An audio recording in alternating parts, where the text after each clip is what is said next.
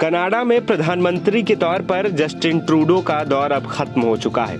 Mark Carney देश के नए प्रधानमंत्री बनने जा रहे हैं। इससे पहले ओटावा में लिबरल पार्टी के सम्मेलन में जस्टिन ट्रूडो को विदाई दी गई, लेकिन इस मौके पर सबकी निगाहें उनकी 16 साल की बेटी एला ग्रेस पर ही टिकी रहीं। एला ग्रेस ने इस दौरान ऐसा भाषण दिया जिसने सभी को बेहद इमोशनल कर दिया। यहाँ तक कि ट्रूडो भी अपने आंसू नहीं रोक पाए और भाषण के बीच में ही आंसू पोंछते नजर आए। एला ने अपने भाषण में कहा कि पिछले 12 सालों से हमारे पिता हमारे लिए कम और इस देश के लिए ज्यादा थे, लेकिन अब हम उन्हें वापस ले रहे हैं। अब हम उन्हें ऑनलाइन नहीं बल्कि आमने सामने देख पाएंगे। एला ने आगे कहा कि आपके लिए वो प्रधानमंत्री हैं, लेकिन मेरे लिए मेरे सिर्फ पापा हैं।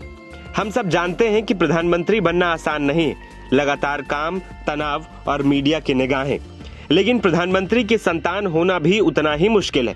मैं एक सामान्य किशोरी की तरह जीना चाहती थी, लेकिन सुरक्षा और नियमों की वजह से ये संभव नहीं हो पाया।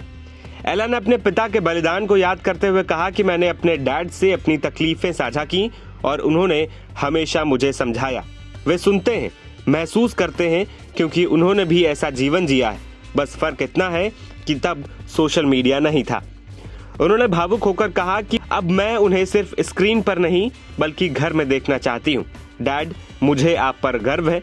हमने आपको देश के लिए लड़ते देखा है और आप अपने मूल्यों के लिए अंत तक डटे रहे। बेटे के भाषण पर ट्रूडो भी भावुक दिखे और मंच पर ही अपने आंसू पोंछते नजर आए। आपको बता दें कि जस्टिन ट्रूडो और उनकी पत्नी सोफी ग्रेगोरी के 3 बच्चे हैं, जेवियर, हैड्रियन और एला। 2023 में ट्रूडो और सोफी का तलाक हो गया था। इस साल 5 फरवरी को एला का 16वां जन्मदिन था, जिसे उनके माता पिता ने सोशल मीडिया पर खास अंदाज में सेलिब्रेट किया था। वहीं जस्टिन ट्रूडो के फेयरवेल के साथ अब कनाडा की राजनीति में नया अध्याय शुरू हो रहा है। मार्क कार्नी, जो बैंक ऑफ कनाडा और बैंक ऑफ इंग्लैंड के गवर्नर रह चुके हैं, लिबरल पार्टी के नए नेता बने हैं। वे ऐसे समय में पदभार संभाल रहे हैं जब कनाडा को अमेरिकी राष्ट्रपति डोनाल्ड ट्रंप की टैरिफ वॉर से बड़ी चुनौती मिल रही है। दरअसल पिछले महीने ट्रूडो ने प्रधानमंत्री पद छोड़ने का ऐलान कर दिया था। इसके बाद से ही लिबरल पार्टी की नए नेता की खोज की जा रही थी। कार्नी को लिबरल पार्टी के आंतरिक चुनाव में 85.9% वोट मिले और वो सत्तारूढ़ पार्टी के नेता के तौर पर चुने गए। मार्क कार्नी के प्रधानमंत्री बनने के बाद कनाडा की विदेश नीति में बड़े बदलाव की उम्मीद की जा रही है, खासकर भारत और अमेरिका के साथ कनाडा के रिश्तों को लेकर।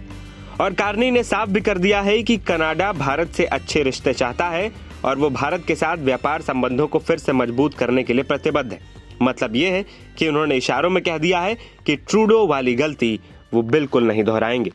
एनबीटी ऑनलाइन की रिपोर्ट।